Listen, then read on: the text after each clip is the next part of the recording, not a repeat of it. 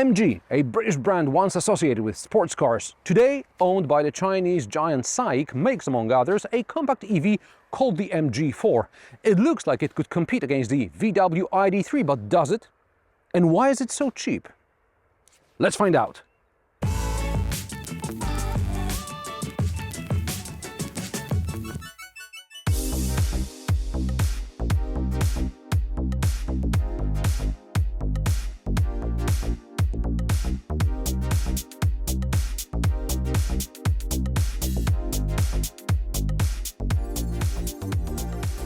It's no accident I'm comparing the MG4 against the VW ID.3.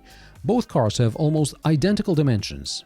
The MG4 is just under 429 centimeters long, 184 centimeters wide, and 150 centimeters high, while the wheelbase is 270.5 centimeters.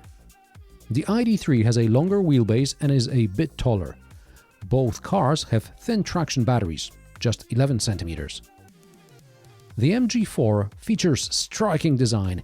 It's as if the designers took the best from the Nissan Leaf, and that's not an easy feat, and the VW ID.3 and morphed it into something that's actually interesting to look at. The front end is aggressive, resembling an arrowhead. The air intake and the splitter are black, which, with the contrasting orange paintwork, makes it look as if the car is suspended in mid-air. The same effect can be seen on the side with high-reaching plastic cladding. Add short overhangs and an interesting rear end, which is accentuated by the overlapping lamps, and this car really turns heads. At the rear, the MG4 also looks like it's suspended in the air with a black diffuser featuring an M-shaped fog light. It's the second lowest trim, so the spoiler doesn't glow, and there is a flat cover on top of the rear window instead of two winglets. It all looks dynamic and coherent. Nobody's going to shame you for driving a cheap Chinese car, as long as you buy a green marker and touch up the electric lettering, which was green but the paint came off at the car wash.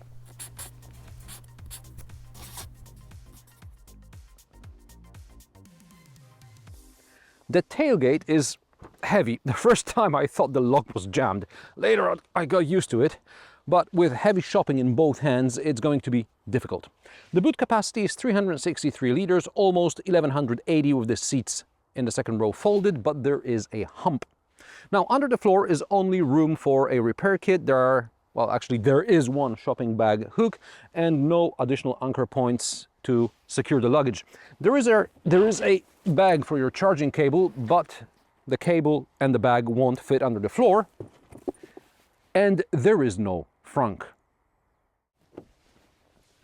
The rear doors are long and they open very wide, so the access to the rear seat is easy, but watch out for those wide plastic sills because water collects on them.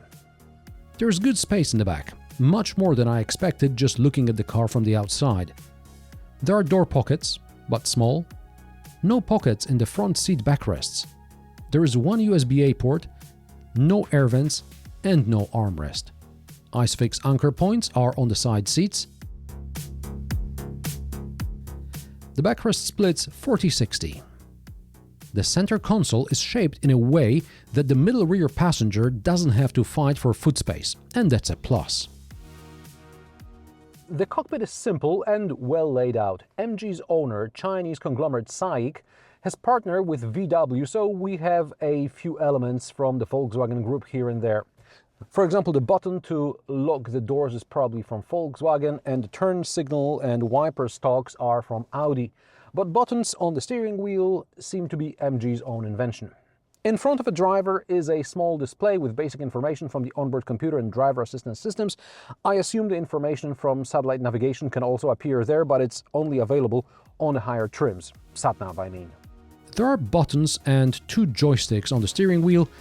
The left one is for adaptive cruise control. With the right one, you can operate the onboard computer, media, or, depending on the settings, air conditioning, for example. That's because there are two configurable buttons on the steering wheel. I set the left one to change drive modes and the right one for air conditioning. The center display features settings for air conditioning, media, and the vehicle.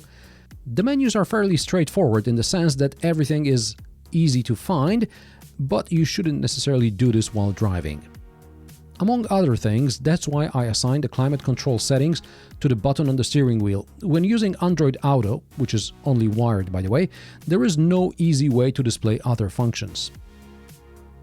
There are charging settings as well, the level to which the battery should charge, maximum charging power, charging time, but I did not find settings to precondition the car, i.e. set the departure time and interior temperature.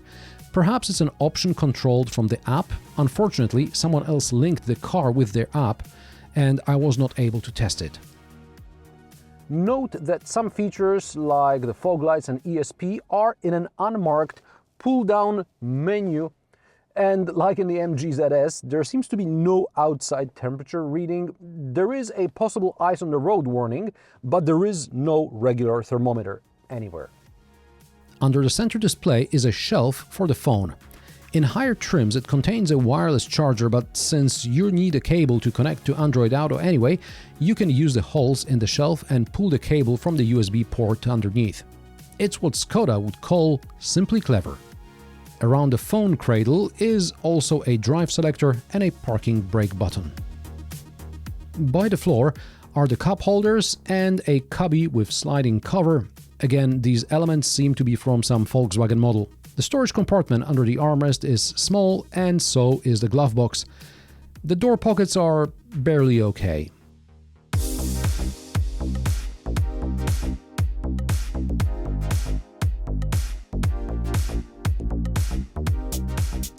Like the Tesla, the MG also does not have a start button. The car is ready to drive when you take the seat behind the wheel. When you leave the vehicle, the car remains on standby and only shuts down when you lock it with a remote control or with a button on the door. Not like in the Volkswagen, where every time the driver gets in or out, the car wakes up or shuts down. And there's a method in MG's approach, as the infotainment system boots so long you can drive a few hundred meters before you actually see the home display. And to use Android Auto, it's best to plug in the phone after the system is fully loaded, otherwise the phone will not be recognized. Other things that may not be recognized are road signs. Without onboard navigation, I assume a camera reads the signs, but more often than not it reads signs on parallel roads or doesn't read them at all. The lane departure warning system is overactive and chimes to warn the driver. It is possible to set it to vibrate on the steering wheel or to turn it off completely, but after restarting the vehicle, all systems return to default settings. The same unfortunately applies to region, the setting of which always returns to high, despite the fact that I changed the settings either to medium or to adaptive or to separate one-pedal driving setting. I'm not sure how is one-pedal driving different from the highest region setting. I'm also not sure what does the adaptive region do in the MG4. Perhaps it's somehow related to the adaptive cruise control, but it's hard to say. I expected the car to apply region braking based on the situation on the road in front of me. And it would be regardless of cruise control, or maybe that I would be coasting and the car would start slowing down when I put on the indicator, but it does nothing, none of those things. In two lowest trim levels, there is no backup camera, and regardless of the trim, the MG4 only gets rear parking sensors. At least the MG4 is pleasant to drive. It feels almost like a Mini. It's got direct steering, it's got stiff suspension, it's rear-wheel drive, I know, not like a Mini, and the response to the accelerator pedal is immediate. And I know it's an EV, so the torque is all the way down low, but the MG4, it's got everything cranked to 11, and this is not even the most powerful version. There are 3 battery sizes to choose from: 51, 64 and 77 kilowatt hours, 4 trims and 4 power outputs: 170, 204, 245 and 435 horsepower. This is the second from the bottom Comfort trim with a 64 kilowatt hour battery. The promised WLTP range is 450 kilometers with an average consumption of 16 kilowatt hours per 100 kilometers, probably achievable in the summer, but not in the winter. I picked up the test car from a heated garage where the car probably spent enough time for the battery to warm up, And for the first dozen kilometers or so, despite the rainy weather and an outside temperature of around 5 degrees Celsius, I checked on a home thermometer because this car doesn't have one.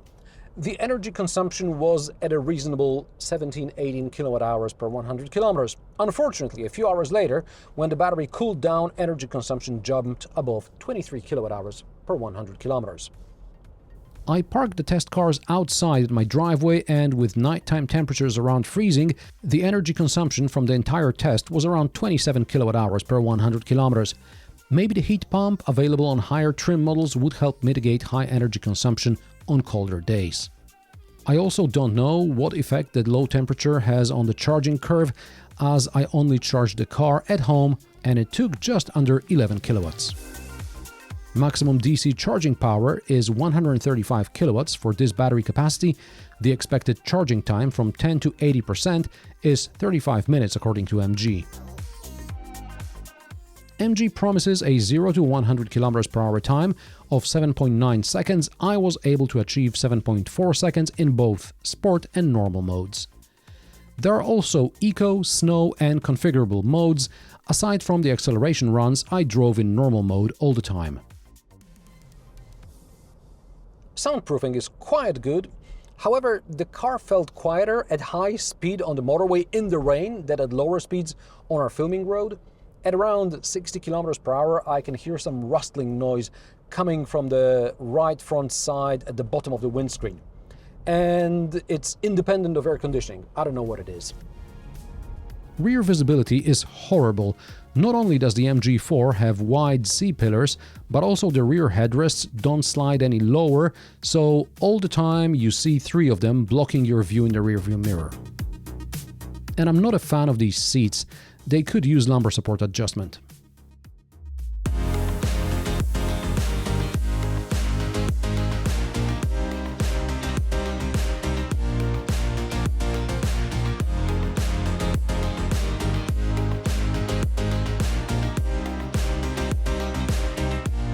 Price of the MG4 started €34,990 for the base trim with a 51 kWh battery. That's a grand cheaper than a Nissan Leaf with a 39 kWh battery. This test car is in Comfort trim and has a 64 kWh battery. It costs €39,990. That's a grand cheaper than a Nissan Leaf with a 59 kWh battery. A base 58 kWh VW ID3 starts at $39,995, but taking into account VW standard equipment, we'd have to compare it against MG4 in mid-level trim for €41,990.